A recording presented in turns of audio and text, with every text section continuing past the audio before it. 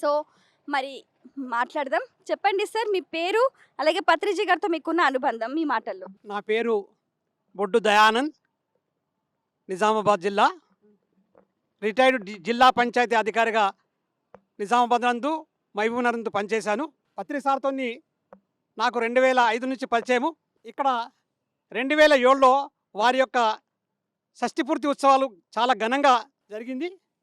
వారు ఎంత వైభవంగా ఈ షష్ఠిపూర్తి ఉత్సవాలు చేయబడాయో చాలా చాలా అద్భుతంగా. ఈ యొక్క యాజమాన్యం వారు, ఈ నిజాం షుగర్ ఫ్యాక్టరీ యాజమాన్యం వారు వాళ్ళే స్వయంగా నిర్వహించారు. వారే అన్ని విధాల మనకు సహకరించారు.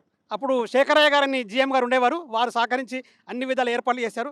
అయితే పత్రిసారి ఇక్కడ ఈ యొక్క ఎట్లయితే ఇది ఆసియా ఖండంలో అతిపెద్ద షుగర్ ఫ్యాక్టరీ, అట్లనే నేడు పత్రిసారి కూడా మొత్తం ప్రపంచానికే ఒక విశ్వగురువు, మహాగురువు అయ్యారు. అలాంటి గొప్పనైనా ఆ రోజు ఏదైతే ఈ ఆసియా ఖండానికి ఇక్కడ ఏదైతే చక్కెర తీపిదనాన్ని పంచిపెట్టారో, ఈనాడు సమస్త మానవాళికి ఆ తీపినైన ఒక మహా తత్వాన్ని సమస్త లోకానికి పంచిపెట్టారు. కాబట్టి అలాంటి గొప్ప మహాగురును ఇక్కడ జన్మించిన యొక్క పుణ్యభూమి ఇది. అలాంటి పుణ్యభూమిలో మనం అందరం ఉన్నాం.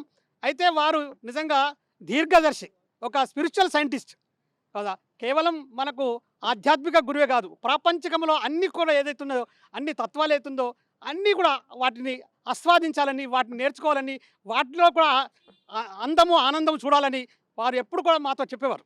అలాంటి వారితో ఉన్నప్పుడు మేము ఎన్నెన్నో నేర్చుకున్నాం. చాలా చాలా మా జీవిత పాఠాలని కూడా వారితో నేర్చుకున్నాం.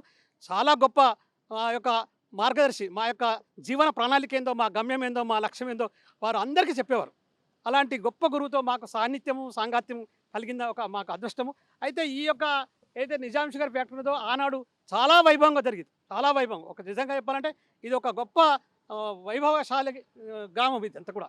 ఆ రోజు చూస్తుంటే ఇక్కడ ఉన్న ప్రజలందరూ కూడా చాలా సమృద్ధిగా జీవించారు, చాలా సస్యశ్యామలంగా జీవించారు. అలాంటి గొప్ప ఒక ప్లేసు.